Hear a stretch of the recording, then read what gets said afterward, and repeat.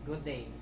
I'm Prof. Raydep and I would like to answer some queries and questions about what is the job of a management consultant, how do they live and how they are being paid, and how much they are paid, and what are the skills and academic requirements to become a good management consultant. First of all, I am working as a freelance management consultant. There are many big consultancy firms in the Philippines and in the US that operates globally.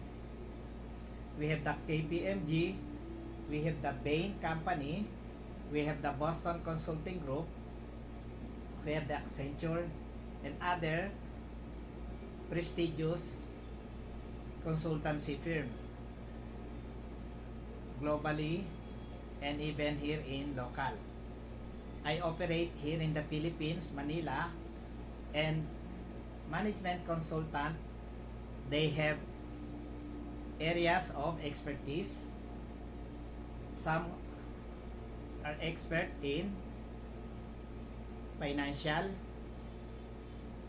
others are expert in organizational development like team building, while I am focused more on logistics and operations management. As well, that includes organizational development. I have more than 20 years of experience in diagnosing and streamlining an organization who have weaknesses in logistics, operations, as well in organizational development. And usually, if a company or an organization have a weak operation management, productivity declines, as well profitability goes down. So I have more than 20 years of expertise dealing with pharmaceutical companies. These are multinational and some are American multinational and Japanese multinational, as well local companies. I deal with importers and exporters, local importers and local businessmen engaged in import and export businesses. I handled also educational institution, beverages company, chemical companies, steel manufacturing, and other non-profit and government organization. With regards to academic qualifications, since I am focused in logistics and operation management and organizational development, I am a postgraduate of DSM or Diploma in Supply Chain Management, major in purchasing and logistics.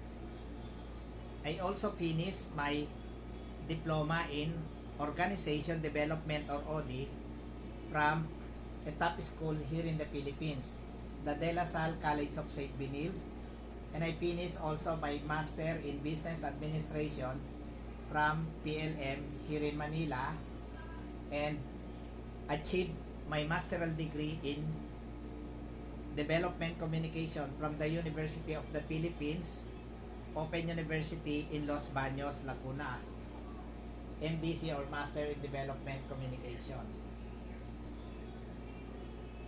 Those are my academic backgrounds. Since this background is also required by some clients because they pay you based on your experience and achievement or background for them to assure of success in the operation improvement. My working experience, I have worked for top companies here in the Philippines and abroad. In abroad, I have worked for one of the biggest oil and petrochemical companies in the world, and that is the Shell Oil Company in Saudi Arabia, which is called the SADAP, or Saudi Petrochemical Company, that is based in Jubail, Saudi Arabia.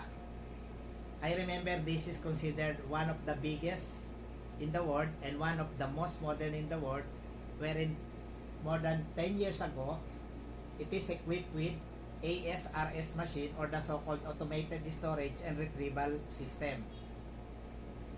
This is used for high-rise and applicable for heavy materials and equipment.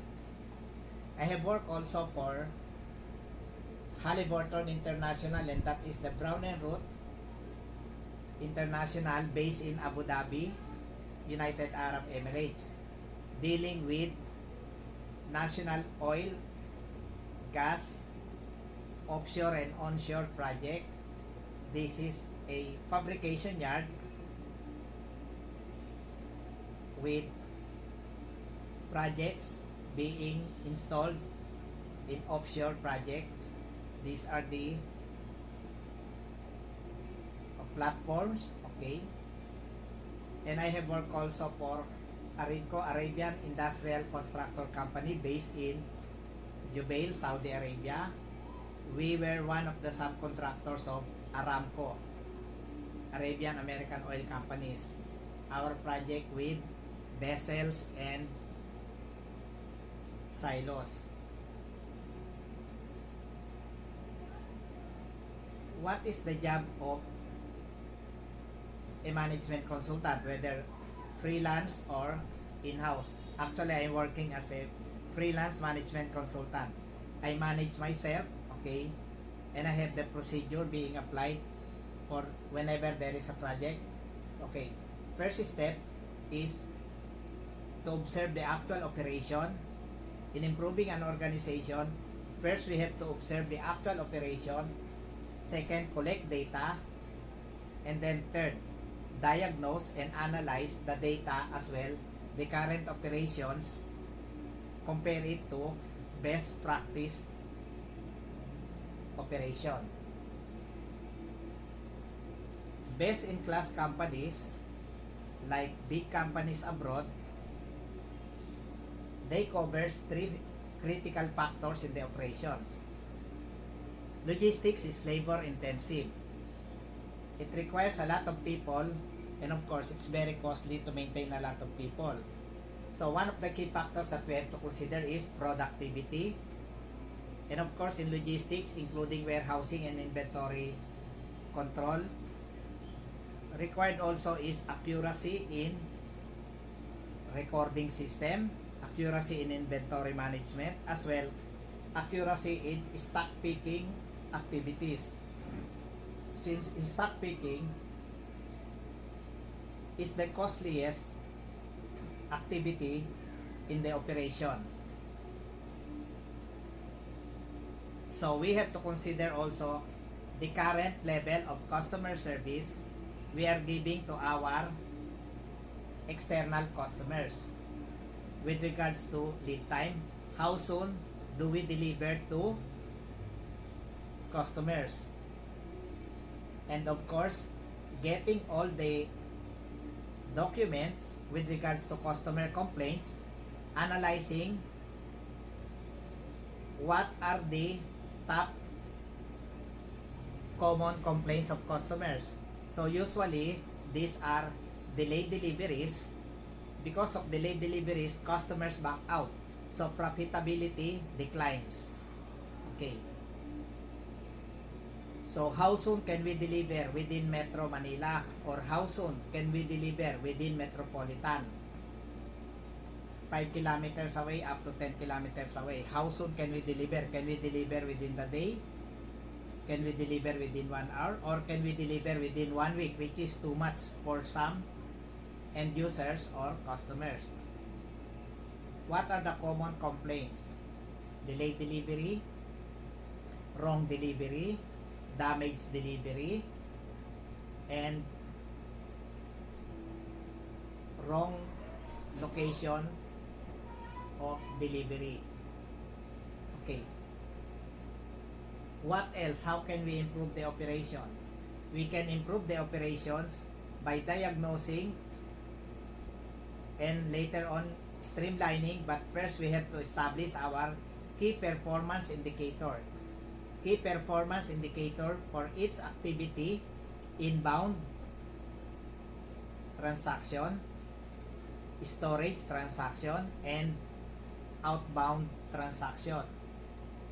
So each activity should be a value chain that adds value to the operations as well to the customers, wherein we can deliver the products at low cost, on time, and damage free. So the job of a management consultant is not easy, though it is juicy but not easy. For 2 months, I am charging a company for 500,000 pesos. As well, it will depend on the nature of the business, scope of work, and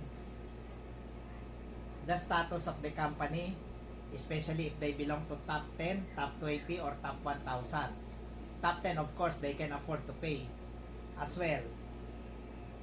As a management consultant, I also work as a corporate trainer, where I can render and give ideas to executives and senior managers what to do in their operation in order to improve and to be competitive. Actually, logistics management is a competitive tool for marketing in order to beat competition. As a management consultant, there is the so-called intervention. Intervention, you have the ideas, you implement the ideas, joining with the implementors and workers. As a corporate trainer, we only share ideas and give action plan or action to be taken. No intervention. So, there are times that I myself wanted to give up and go back to corporate world or corporate job, wherein you have the monthly salary and you work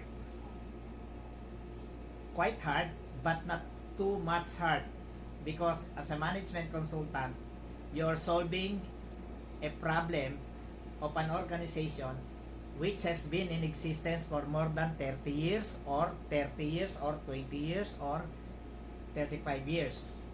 Imagine a problem existing for 30 years or more. You are solving that for only 2 months, which is 60 days. It is juicy, it is nice, but it's hard.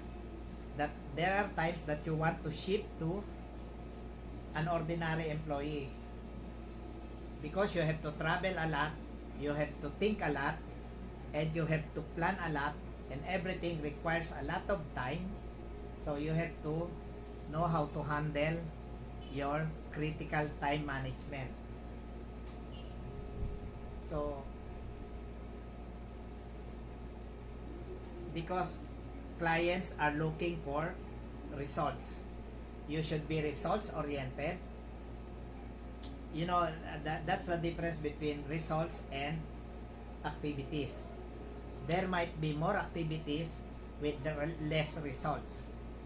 So we have the plan, observing the organization and observing the people.